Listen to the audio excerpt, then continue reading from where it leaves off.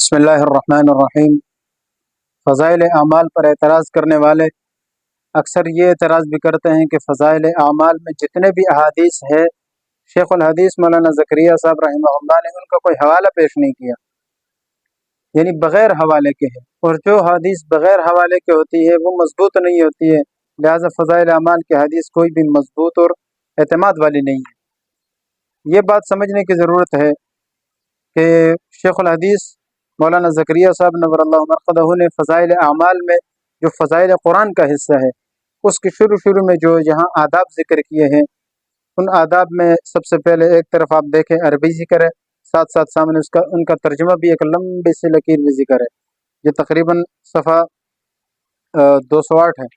صفحہ 208 میں آپ دیکھیں، وہاں پر انہوں نے یہ ذکر کیا، یہ آپ دیکھ بھی سکتے ہیں۔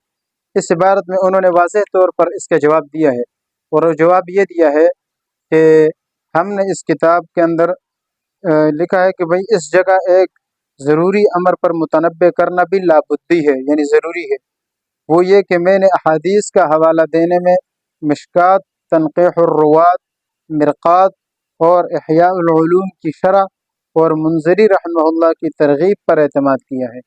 یعنی یہ جو کتابیں ہیں انہی کتابوں سے حوالہ لیا ہے، ٹھیک ہے نا،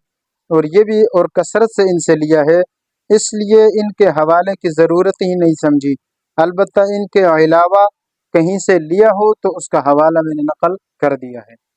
یہ دیکھو فضائل اعمال میں حضرت شیخ نے یہ لکھ دیا ہے، اور صاف انہوں نے لکھ دیا ہے کہ بھئی یہ جو اعتراض کرنے والے ہیں، یہ اگر ان کو کوئی حدیث کا حوالہ نہیں ملتا نا تو سیدھی سی بات ہے ان 6 کتابوں کے اندر دیکھیں، اور اگر کوئی حوالہ اکثر تو لکھا ہوگا آپ کو نظر آئے گا، لیکن جہاں نہیں لکھا ہوگا تو بس ان کتابوں میں آپ تلاش کریں، انشاءاللہ ان کتاب میں ضرور آپ کو ملے گا۔ اس لیے کس نے کہا ہے کہ بھئی شیخ الحدیث مولانا زکریا صاحب نے کتاب جو ہے وہ بغیر حوالے کے لکھی ہے، یہ اعتراض بالکل کیا ہے بھئی غلط ہے۔ اس لیے شیخ صاحب کو قصوروار نہ ٹھہرائے اور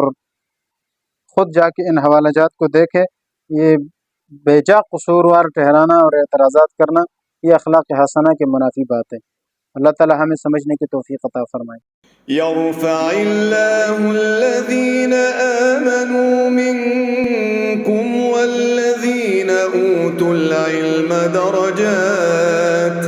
والله بما تعملون خبير